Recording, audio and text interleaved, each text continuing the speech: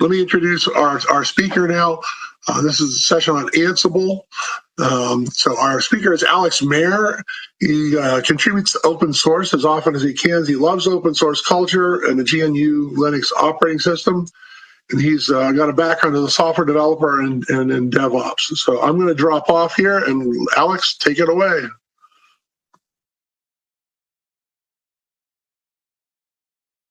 Let me share my screen here. Awesome. Okay, so as Jay mentioned, this is a talk on Ansible, system configuration as code. He also kind of mentioned I like doing interactive talking, so if you guys have questions, feel free to type them out in the chat and I'll try to catch them. If not, we can save them for the end. But all right, going over Ansible, system configuration as code, if I get on the right screen here. So kind of as Jay mentioned, like, who is this guy? I always like to start with a preface for this because, anybody can, the speakers are vetted, but it's, nice to go over who you are. So I've been practicing DevOps for a little bit over 5 years. Been a software engineer for a little over a decade. And as you mentioned, I contribute to open source whenever I can. I love the culture. So kind of high level overview before we get into any kind of demo or anything. What is Ansible? It's a set of tools and standards that aid you in deploying and managing infrastructure and the services that run on it. Some people call this configuration as code because the configuration is, you can version control it, keep it in a repo, and refer back to it. It's not something floating off on a server like, oh, you want to make a new server, let's copy from there. So it is, in Ansible, it is human readable, it's in YAML, that's also machine parsable. The client for Ansible is agentless with an asterisk. They call it agentless. So there's not anything you have to that's required to be installed on every machine, similar to like a Chef or a Puppet. Those require an actual program to be installed on the machine before you can provision it. With Ansible, the only requirement is that you have Python on the target machine, a compatible version of Python. I forgot to look those up, but the Python 3 is generally what I prefer to have on the machines. Ansible is installed on the workstation. So yet again, they kind of call it agentless. So there's no agent on the server itself or on the node. You have to have Ansible installed on your local machine. Meet one of his screens. I'm not sure what that means, Christopher. So it uses SSH for server configuration, or for pushing the configuration. So it will run the Python on the server over SSH. So the only requirement to manage servers or devices is an SSH connection. So why would you use Ansible? And I kind of touched on this. So reproducibility. So think cattle, not pets. You don't want to have a pet, some server or device that you kind of handcrafted and you're the only one that knows how it is and you have to take care of it. And every time there needs to be a change, you're the only one that can take care of that and go and make this change. If you make a configuration change in Ansible, anybody can go and read the Ansible, see kind of what is there and how they need to change it or add to it in order to change what needs to be changed. Also, if you need another one, you just spin up another one. It's not a pet where you have to go and like, oh, what did I do here? And go change it to the exact same thing on this new server because you're upgrading from CentOS 6 to CentOS 7 or something. Also, scalability kind of touches on the same thing. I need another server. You just add it to the inventory and just go. Visibility, your coworkers, everybody can kind of see what is going on every server. As long as nobody is making manual changes to servers, everybody can see what is going on every server. Easy changes and additions, as we'll get into. YAML is very easy to read. I think it's a little bit harder to write for some people when they're starting out. But I mean, the documentation I feel is very great for Ansible. So easy changes and additions. Easy infrastructure-wide changes. If you need to install a piece of software on like every server in your infrastructure, Ansible makes it very easy to do things like this. Also, disaster recovery. Let's say a server is just unrecoverable. You can just make a new one. Kind of touching back on that, think cattle, not pets. You don't go in and fix the server unless it's not a trivial fix, and that would be quicker. But you just spin up a new one, take the old one out of the load balancer, and you're golden.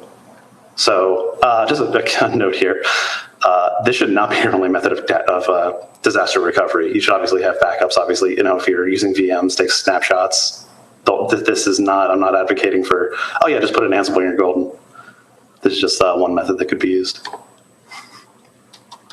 So who should use Ansible? This is not a comprehensive list. But system administrators, anybody administrating a server, site reliability engineers, network administrators. So Ansible can be used to configure network switches and other, like, I'm guessing SANs and other things. I haven't touched that much on that end of it, but the Ansible can connect to a bunch of different devices, not necessarily just servers or VMs.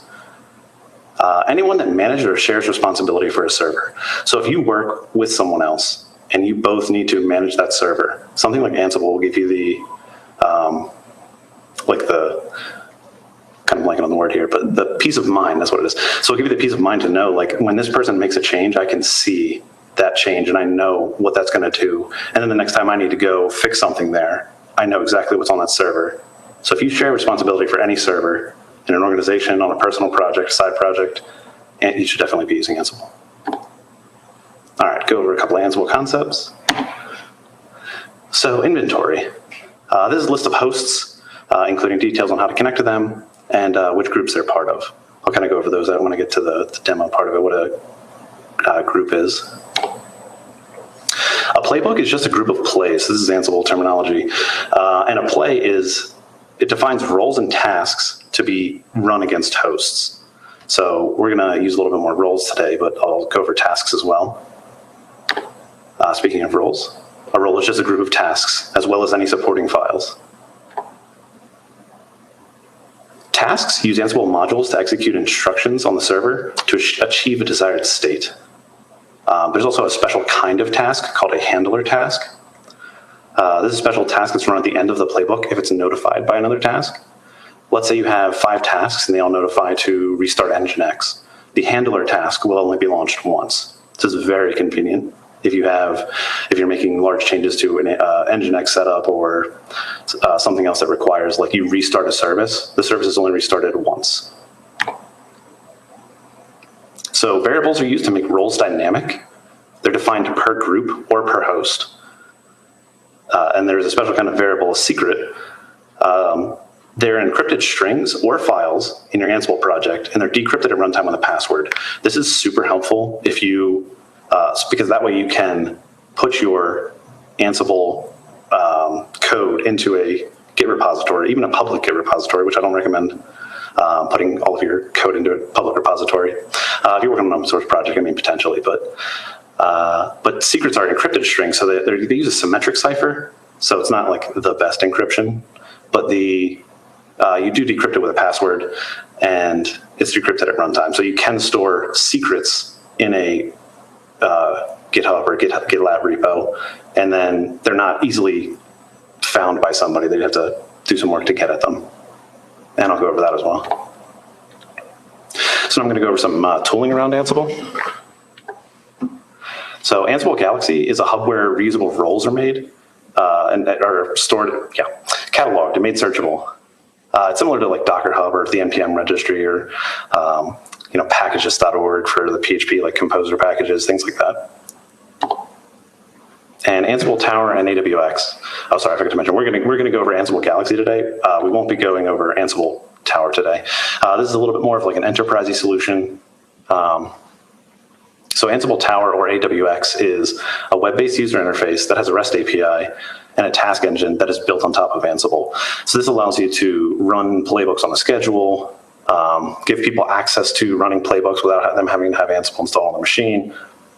Excuse me. As I kind of mentioned, this is more of like an enterprise-y solution if you have like hundreds and hundreds of servers that you're trying to manage. All right, so let's get to the demo. So the first thing I was going to ask was if anybody's not familiar with YAML, but I found that when giving these talks, a lot of people aren't familiar with YAML. So I'm going to kind of go over the syntax here. I'm sure a lot of you have heard of JSON or seen JSON. So this here is JSON, and this is the YAML equivalent. The funny thing is that JSON is a subset of YAML, so this is also valid. If you wanted to type out all of your playbooks and everything in JSON, you could. I don't recommend it. YAML's a little bit cleaner, I think, and a little easier to read than like some of the notation like this. Let's just go over this real quick.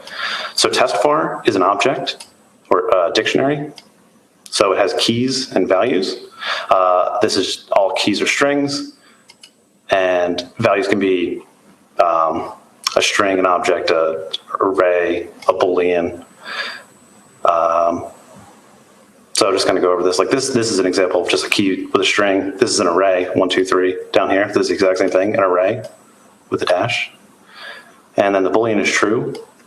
In Ansible, Ansible also respects things like yes, which is kind of the convention that they've gone for. So yes is true, no is false. So I'm going to be using yes today because that's what's in most of their documentation. But you'll notice that so JSON doesn't require any indentation. The indentation, I mean, I can indent it like this and then put this one in the middle here, like indent it further, and that doesn't matter. For YAML, it is very important, the indentation. So since these are indented to this level, they're part of the object above it. And since these are indented, they're part of this key. So that's just a note. You'll see some indentation there, and that's important. It's similar to how Python does indentation. The different levels of indentation mean different things. So the next thing I want to go over is the directory structure of Ansible. So first we're going to go over like the inventory. I'm going to kind of go over the same order I went in my slides. So this is an example of an inventory file. You'll see here that I have an alias for this server, or a host name. This can be a fully qualified domain name. Absolutely, Tom. I already bumped up the font size like a lot because I have a 4K monitor and it's always hard doing these presentations. So this is the host name, and then this is a variable. So you can put variables after the host name. I recommend that you don't put too many variables in this file. These files can grow and get massive real quick. And so I recommend just putting like the minimal amount of information, like the host. How do I connect to it? Since I'm using an IP address, I usually use this one and I give it a host name, which doesn't actually have to be its host name. It could be any name you want. I just call it web server 01. And then the Ansible host is the IP address to connect to. If you're using fully qualified domain names, you don't have to have this here. You could just have like webserver01.example.com down here, and that would be fine. You wouldn't need this line up here. Just to note, this is a group, anything in the square brackets. This uses kind of an any style syntax. There's also a YAML style syntax. I don't like that as much. I like the any style a little bit better. But you can do some research on your own if you're implementing this and see if you like the YAML version more. But then here, we don't have to specify how to connect again. Since we already specified it up here, we can just list out the nodes that are in this group. So web server 01 is in the web service group. The next thing I'll go over, playbook. So this is a very simple version of a playbook. So the playbooks are always an array of plays that are called. So this is the first play, and this is a reserved keyword. So all will run against all hosts. So there's all. You can do a group name here, or you can do ungrouped. Or you can specify an individual host name. We could put web server 01 right here, and that would just run against that one host. Become is specifying that we want to be the root user. So while we're managing this server, most, if not all, of the tasks that I'm going to be running require you to be root. So you definitely, I specified at the top level here, if you'd like to be a little bit more security conscious, or if you have like an enterprise role you're doing, you might want to specify this on each task that you need to be root for, and then the user itself can run the rest of the tasks. So I'm going to be SSHing these servers as my user, and I have sudo access, but I don't want to have to put become on all of the roles. So by default, become uses sudo. You can also make it specify to switch to a user. I think it's become_user, and that will specify like you want to use the switch user command to switch to that user and then run all the tasks. Then we're going to specify the roles we want to run. So for this one, I'm just running common. You'll notice for the second play, I have web servers. Again, we're going to become, so we're using sudo for all these. The roles we're going to run are the web server and the Laravel role. I'll go over those right now. So inside the roles directory, so these are all the roles that I have made locally. So I have an AMayor role, which is going to provision a user for myself. The common role is probably the first one I'm going to run,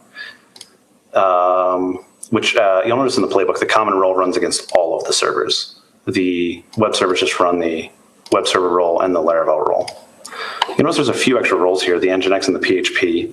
So that is because inside the web server role, we have a metadata or a meta file, and the Nginx and PHP roles are dependencies of this web server role. So I wanted to include that because sometimes it's nice to have like a hierarchical role, like you want to do web server. So on some servers, you could just install Nginx, but if you want both Nginx and PHP and like a little bit of extra stuff, you could do something like a web server role and then deploy it that way. So I wanted to go over the Nginx kind of has like the largest or most stuff in it. So the first thing I usually look at is a README. So I'm not sure if this is convention. This is what I've always done. So inside the Nginx role, I always put a README. So inside of all of my roles, so there's a README. And this kind of defines like what is the role and what are the variables that it will accept. So I just kind of go over that, the variables. So you can specify the server name, the Nginx server name. You can specify the web root, kind of give some details on like how you would put that or output that. And then the next thing I look at is tasks. The only file in this task folder that it will run is this main file. But notice that this main file just imports the repo file, imports the install file, imports the config file, which those sit right alongside it. So the repo, config, and install. So we'll just run through those linearly. So we'll do the repo, then the install, then the config. I'll go over these in a little bit more detail. I just kind of wanted to show you going over the folder structure right now.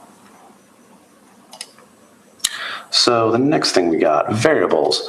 So there is a folder here called host vars. So these are individual specific files for a host. You can also do group _ vars and then have variables that are group wide.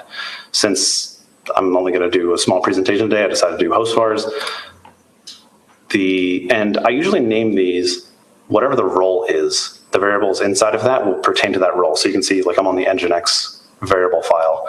So these are variables just for that role. If I go to the Laravel, these are all prefixed with Laravel. They all pertain to the Laravel. And same thing with web server. Web server has like writable files. Okay. Oh, and secrets. So I kind of glanced over that. So talk about secrets. So this is what a secret looks like in Ansible. So it uses something called Ansible Vault. And you'll see here, this is like AES 256 encryption. Like I said, it's a symmetric encryption. So you have the same key to encrypt and decrypt. But this is just gibberish. Like it would be very hard to take this and reverse engineer, or even length. I think that these two passwords here are different lengths, and they look like they're the same length here. So that another benefit of encryption is masking like how big your payload is. Okay, so next thing I'm going to do is review the README file in the entire repo. So I'd like to have this here, kind of like how to do your local development, how to get the first time run. So I just provisioned these servers and actually just re-provisioned them, so I'm hoping they cooperate. But in order so the first time you connect to a server, you'll need to add the SSH fingerprint to your known hosts file. A simple way to do this is with keyscan. So since I mentioned the Ansible configures everything over SSH, you have to accept the key file, and Ansible will not do that for you. I guess it's kind of a security thing on their end. They don't want to just like assume that you want to connect to this host in case it's a malicious host. Hold on, this font size up as well. So I'm actually going to go to my inventory file and grab this IP address. So just for anyone that's unfamiliar, the keyscan or SSH keyscan will grab all the keys, or all the fingerprints. H is specify the host. The double arrow here is to concatenate it, and I'm concatenating that to my known host file. So now I have all the fingerprints for that file. So if I try to run any commands, it should just connect. So so I set these up on DigitalOcean, and with DigitalOcean you give a root password, and since I don't want to, or since Ansible. Since we don't have any of this already configured in Ansible, the first time I connect, I need to connect as root.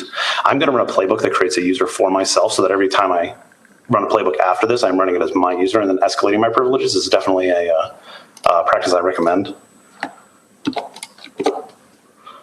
So we are going to run, the K is to ask for the password, the U is for the user is root, I is for the inventory.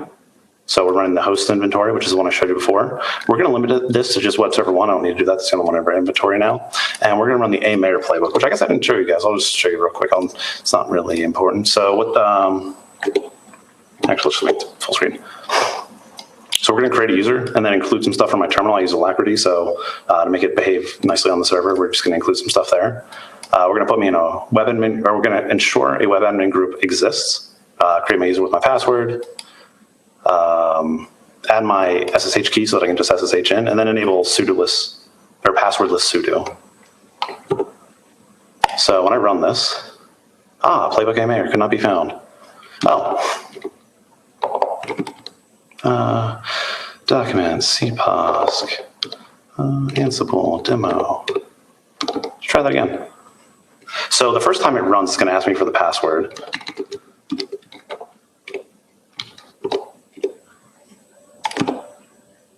Because I specified this lowercase k. So what gathering facts here is doing is so just to be clear, we are running a playbook here. So Ansible playbook is to run the playbook. We're running the playbook AMAIR. So gathering facts that I mentioned here is getting things from the operating system, what operating system is running, what disks does it have, what network interfaces does it have, things like that, just so that running subsequent tasks, it has that information available for you if you need to use it for something. And then you can see, ensure the webadmin exists, add the user, add the keys. It's kind of the stuff that I went over, and it does those all in order. Anything that's yellow means it changed. Anything that's green means it already existed. So apparently they already have the Alacrity file on the servers. Okay.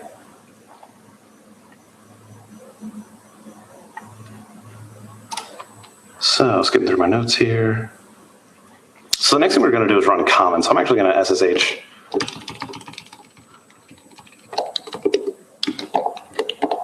So let's SSH into the server. So in the common role, which I'm going to go over now, you'll notice this is a very simple role. So in main, it just specifies we're going to do the install tasks, and we're going to do the SSH tasks. Inside the install, we're going to install the EPEL repo, which is required for, I think it's HTOP. Maybe it's tmux, I forget. But so this is just going to install the EPEL repo, which is a CentOS thing, and then it's going to install all these programs. Then under SSH, it's going to disable unneeded SSH features. So like password authentication, we don't want to do that. We put our SSH keys there already with the AMAIR role, and then we're not going to permit root login anymore. So stopping all the bots, just some kind of same defaults. Common, I want to run these across all servers. So again, in the playbook.yaml file, we're running common on all of our hosts. So it's going to disable SSH authentication or password authentication on all of those. It's going to install all these kind of common like debugging tools on all of our hosts. So you notice now HTOP. So I don't have that, tmux, not installed, vim, not installed. So now I will, so I'm going to remove the K and the U and the root, because again, I added and we don't actually need this L here for limiting which host to run against. So this is a very simple, we're going to run the Ansible playbook. We're going to specify the inventory we want. We want the host inventory. Oh, I kind of should touch on that. So since this repo is so small, I'm just doing like a single file, but you could have an inventory for develop, inventory for stage, inventory for production. And that way, if you'd like to run common against your entire development infrastructure, you can just specify the inventory of develop, and it'll just do all that. And then you test it, and then promote it to stage, promote it to production. And that way you can kind of limit which set of hosts are potentially even being hit. So we're just going to run with the T flag. So T is for tags. And inside the common role, if you'll notice in this main file here, we're specifying tags, common. So this is very convenient if you're working on a playbook. We can just run that one playbook instead of running all of the plays that are defined against that and all the roles. So here it's installing the EPEL repo, it's installing the software, which is tmux, vim, etc.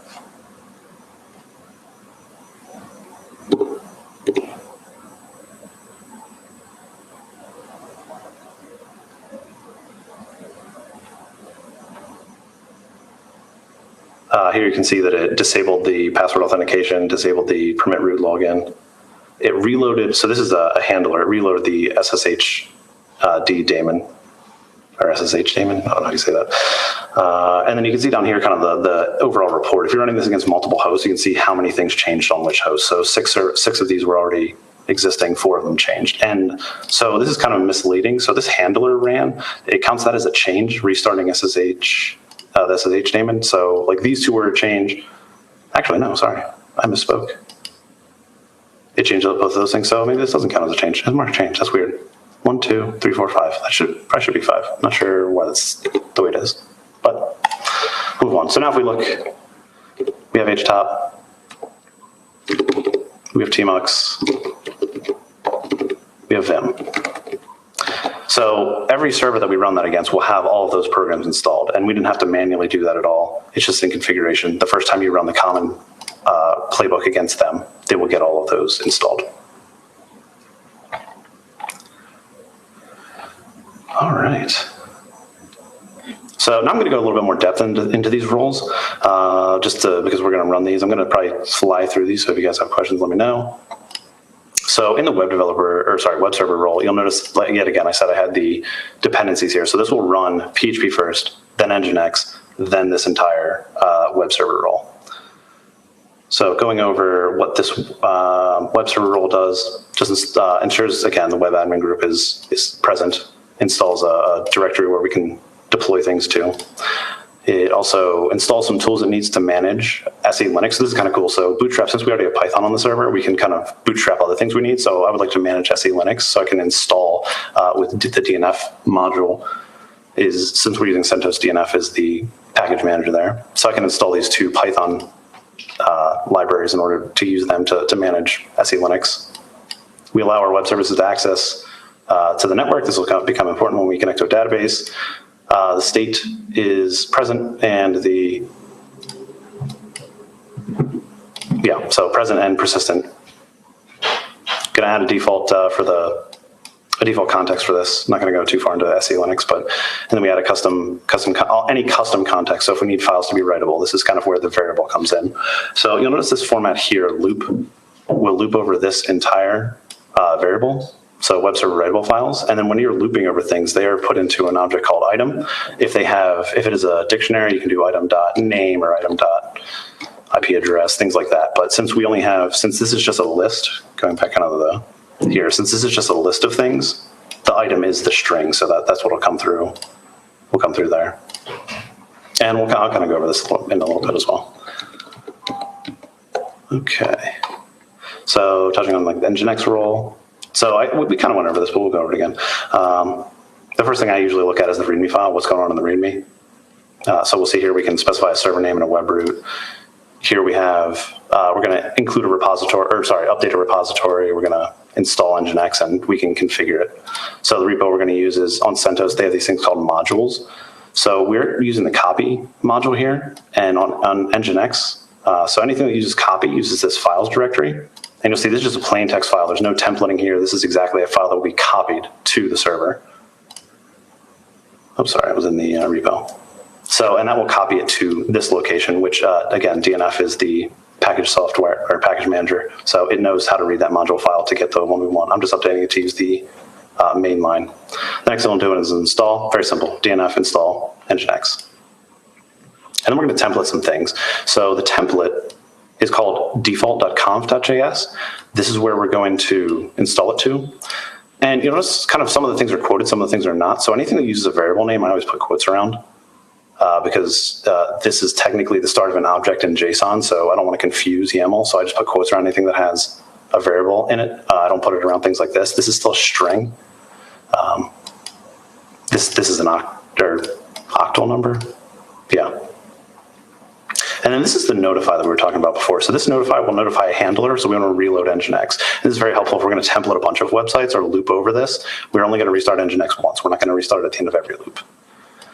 And then we're going to ensure the Nginx service is started. So we use systemd, make sure Nginx is started and enabled. So if we reboot the server, it'll come back online. To touch on the template, so this is just some notation that we want to put a comment at the top that it's Ansible managed. And this is typical Nginx configuration. You'll notice here the variables are not quoted. This is because this is not interpreted as YAML. It's just going to template out anything that has double curly brackets. So you don't need to put quotes around anything in here unless you want quotes in the end result. So we put the Nginx server name here and the web root, and those are both variables that we asked for or talked about in the README. And then the rest is kind of boilerplate. Speaking of variables, there's a defaults folder here in the Nginx role, the main. Yes, Louis, that is or Louis, I hope I'm saying that right. Yeah, that was Jinja 2. Sorry, I forgot to touch on that. So the J2 here at the end, these are Jinja templates. So that's what Jinja 2 is a Python templating language. Ansible is written in Python, so it just kind of takes advantage of that. So the defaults folder inside the role goes over all the defaults we want to set for this. So if the user does not specify a server name, we'll just use localhost. If they don't specify a web root, we'll just use services HTTP. So kind of glancing over the PHP one is just to save a little bit of time. We're a little short here. So the tasks, we're going to kind of do the same thing. We're going to install a repo, install the software, and configure it. So the repo, we're going to use the remis repo. We're going to enable the module that's 7.4. Again, this is for DNF. And the defaults, so we're not going to specify any of these, but these are all the PHP packages. I guess I should went over the README. So in the README, it tells you that you can override the PHP packages they're going to install. By default, we're going to install all the packages required to run Laravel. And then so that's all stuff for the web server role and its dependencies. The Laravel repo is a little bit kind of important. So we're going to just include the configuration tasks. And we're just going to template the env file, which if you're familiar with Laravel, it's the .env file. And we're just going to put it in the Laravel directory, set the owner in the group, and then again, notify. Actually, I don't know why I did that because the project isn't installed yet. But this is the env file. So you notice we can do conditionals like this, %if. So if laravel.debug is defined and it is true, we can output this true here. And then the rest of it's just specifying we want our database connection and our app name, things like that. Okay, so let's actually run that. Oh, sorry. So I forgot to go over it. So I went over these variables. So we can also, so we don't know what this is, but let's say we want to debug, like something goes wrong, and we just want to like debug what is wrong with this.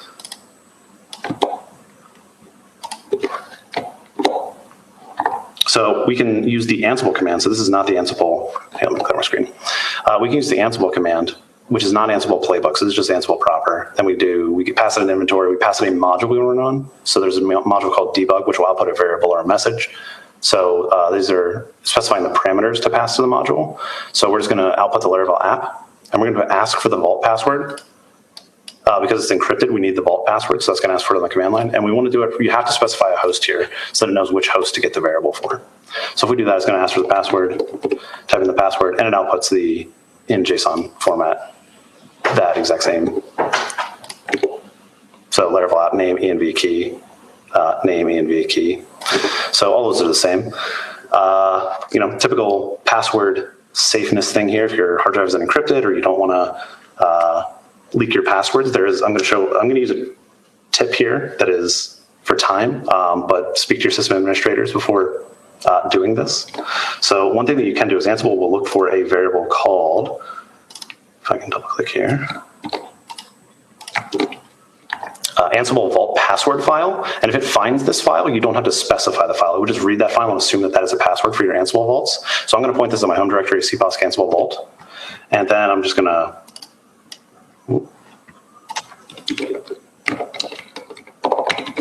output my super secure password into that Ansible vault file. So now you'll notice if I run this Ansible vault again, or Ansible debug, I don't have to specify that, and it'll still output everything. That's because it read that file in, and now it's outputting it. Again, use your best judgment. Don't put passwords all over your hard drives. Okay, so now since we specified that, even on playbook runs, so we're going to run this playbook. We're going to run the entire playbook on, so all the stuff on all our hosts, which is only one host, but we're going to run all the plays. And I don't have to specify a password for the vault. Those will be automatically decrypted. So actually just here, so system, so this is on the server again, system, CTL, status, Nginx. So there's no Nginx installed. There's no like PHP, FPM, VLSSL, SRV, like the HTTP directory does not exist. So it's just gonna go through and create all of these. So this is stuff that you would normally have to remember to install if you're doing a custom build of a server. You'd have to remember like, oh yeah, that needs Nginx, PHP, FPM. Since the developers need to deploy, we're gonna have to put the server HTTP directory there. Oh yeah, we need a template their config for them so it's secure and everything's locked down in Ansible. but this is just going to do it all for you. So while that's kind of running in the background here, which I'll make that a little bigger so maybe you can see, we're going to go ahead and create a firewall role. So I'm probably going to blaze through this a little quick just for time. So I'm going to create in the roles directory, firewall tasks main.yml. Another new file, readme. So for the readme, actually I'm just going to copy and paste this.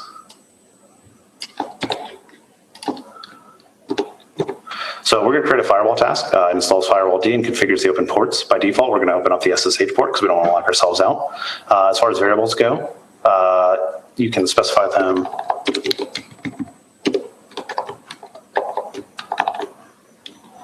You can specify any services you want to open. So firewall D understands things like HTTP is port 80, HTTPS is 443. Why did this fail? Oh, I ignored it. So yeah, we don't have our Laravel project deployed, so this failed, but I have it set up to ignore any failures there. But that's done running, so now we can check things like Nginx is started, and PHP FPM is started. And if we list out this, that file does not exist. Oh, no, sorry, HTTP. Yep, so that file exists. And if we can list out that file there, and it exists. And you can see all of our secrets were decrypted and put into the file. So continuing on with creating this role, so we have a main file. I usually just copy another main file. So tasks main. Because all we're doing really is just importing all these things. And I know that we're going to have an install step and a configuration step. So let's create those now. Install and config. So one of the reasons you break these out is because that makes it a little bit more expandable. There you go, expandable. And that way this file just doesn't become like a huge behemoth of just all this stuff is in this one file. You can kind of see the steps like, okay, it's going to install stuff, it's going to configure stuff. Oh, I'm interested in the configuration steps. And then you go to config file, find out what it does. So since we mentioned in our README file, we mentioned this, we want to set up the defaults. Oh, it goes here. And the only file that's read out of defaults is main.yml. If you have a main directory in the defaults file, it will read all of the files inside of that, but we just want one. So, and we specified a firewall services, and we're going to make that an empty array. So here we can use the JSON syntax. Because I think if you just do a colon, it's an empty object, not an empty array. So we're just going to use the JSON syntax to make that an empty array.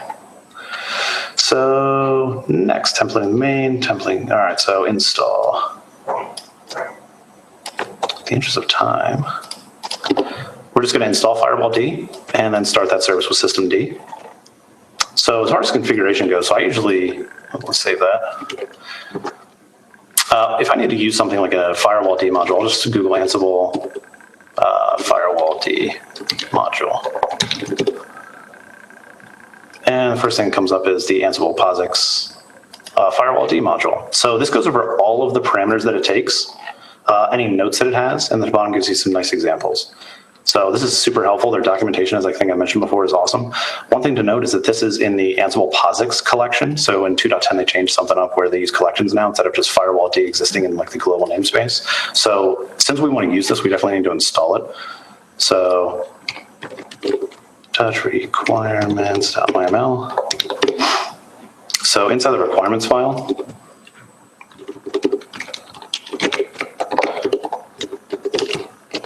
and I'm just going to copy the name of the collection. So including this in your repository is super helpful because then anybody else that wants to run things can just install them, and they use a Galaxy command to install those. So I had mentioned Ansible Galaxy before, and I'll touch on that hopefully if we have time, but it's looking like we're getting a little close. But we're going to use Ansible Galaxy to install, and then we're going to read the config from the requirements file. And I already have it installed, so it's just going to tell me it's already installed.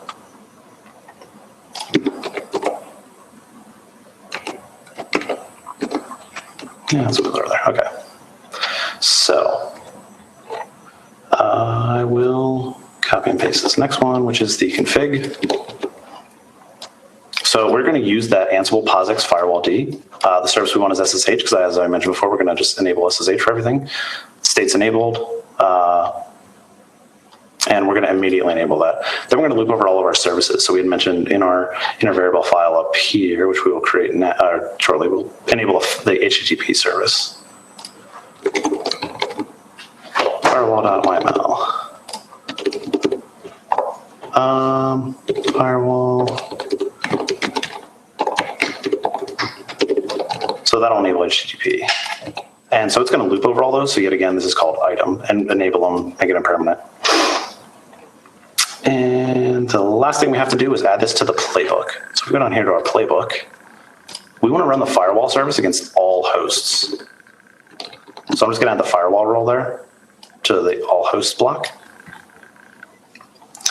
And then we are going to run just the firewall. So again, Ansible playbook, the inventory is our host file. We just want to run the tags of firewall, which I don't think I changed those. Oh, not there.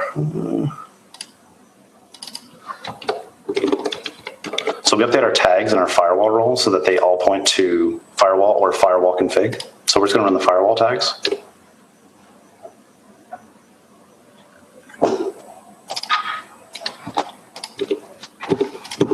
And just before this gets running, so you'll see the firewall command is not found. But since it's running through, it's installing software, starting the firewall, allowing us to stage through, and then allowing our services. It allowed the HTTP, and then finished. So now if we list,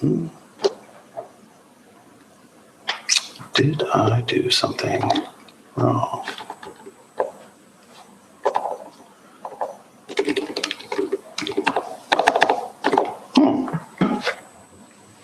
Installed software.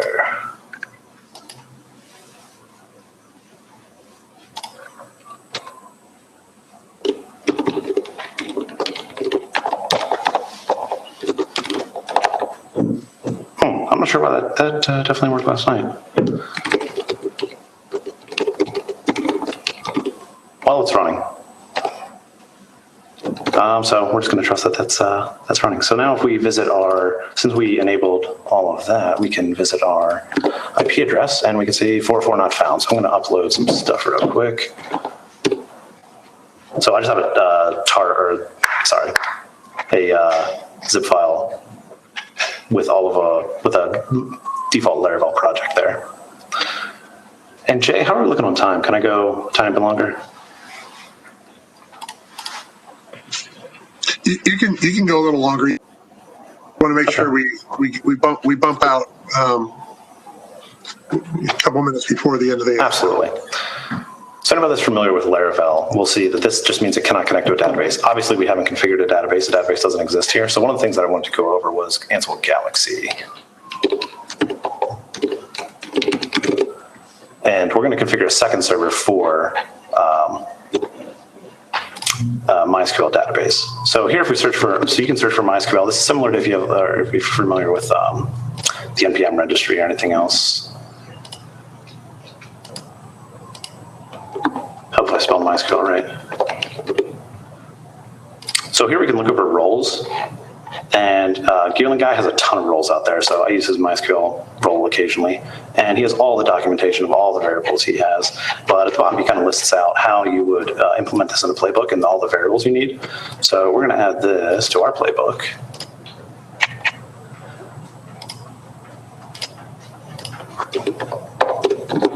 And I'm just going to clean it up a little bit. We don't need the variables. Our DB servers are just called DB server, and this doesn't need. It's a little redundant. So just cleaning that up a tiny bit. Then the other thing he mentions is that we can template all of this out. So let's, in our host files, let's make a new file. We're going to call it mysql01 slash mysql.yaml. So in here, we're going to template all this out. So we need like some kind of super secure password. So I'm just going to generate a random password there, which the tool that I'm using here is Ansible Vault, and uses something called an encrypt string. So I'm just piping in a random base64 password, truncating off the new line there, and then piping that into Ansible Vault encrypt string. So that's how you will make encryptions, and it will output the exact thing that you copy and paste. Since I don't care what the password is, I just make up a new one. So now all these things need to match up what we're in our Laravel config. So I know this is to do. These don't matter. The username is to do. I'll copy copy the password here in a second, but this also needs to be to do. So I'm going to go into my Laravel config, and this is on the, oh no, we made this directory in the wrong spot. Can I not move that?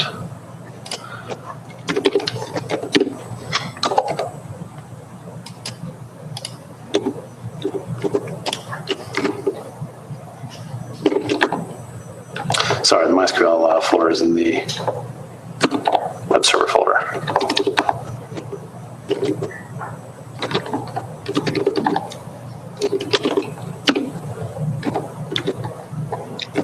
Oh, I guess I don't need to move that shard. There we go.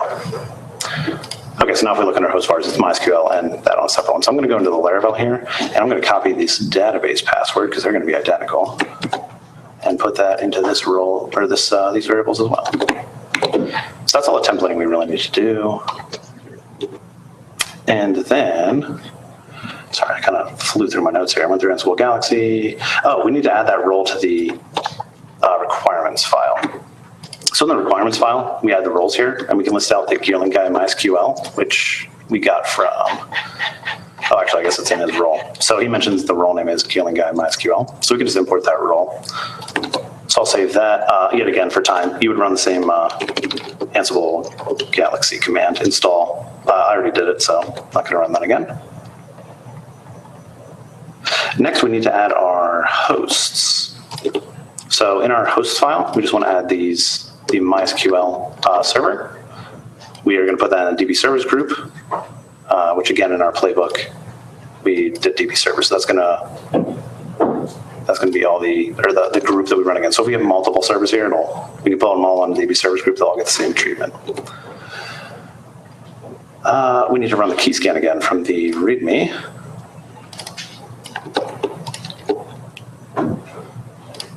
And we'll grab this IP address.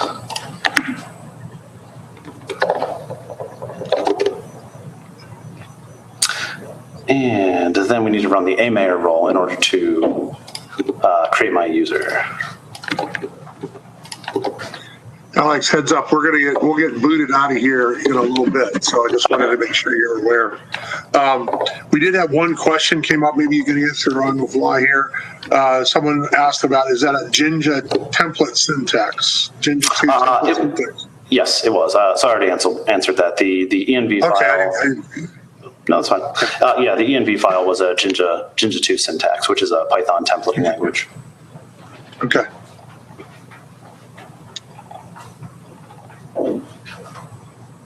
So this is, not sure if you saw up here, we're running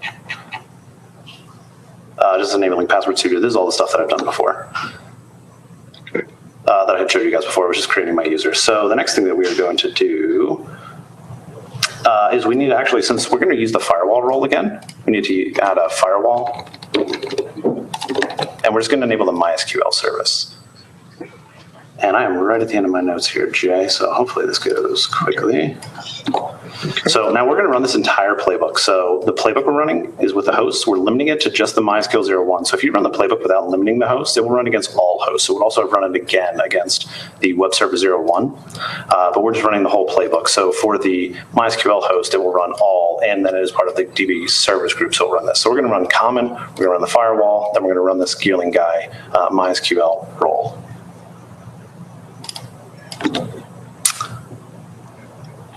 And Alex, there's one more question came up here. Will you have notes or roles, anything available like a GitHub? Yeah, sure. I can upload these to GitHub. I'll put the password for all the encrypted stuff in the README, and I'll upload that to my GitHub. Okay. There you go, Bob.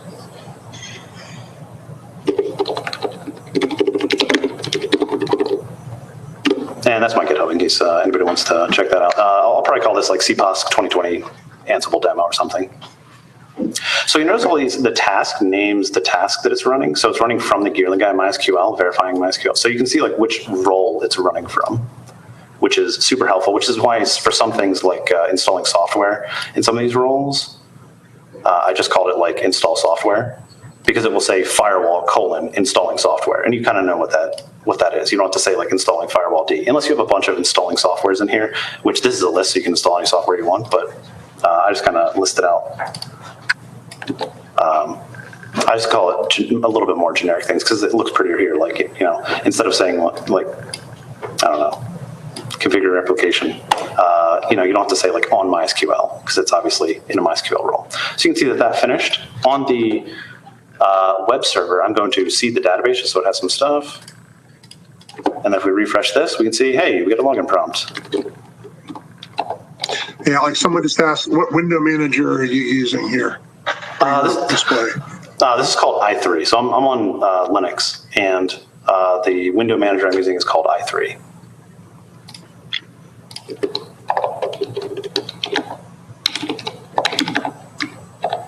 And so you can see that it puts things in database.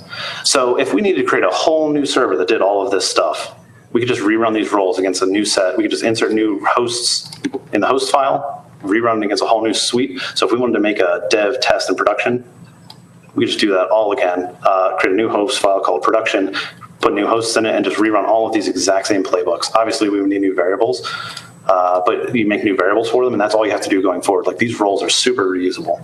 So that's kind of the power of Nginx. I'm glad that I got here because I didn't want to have to be halfway through the demo and just be like, oh, we're done, and I don't show you a working product.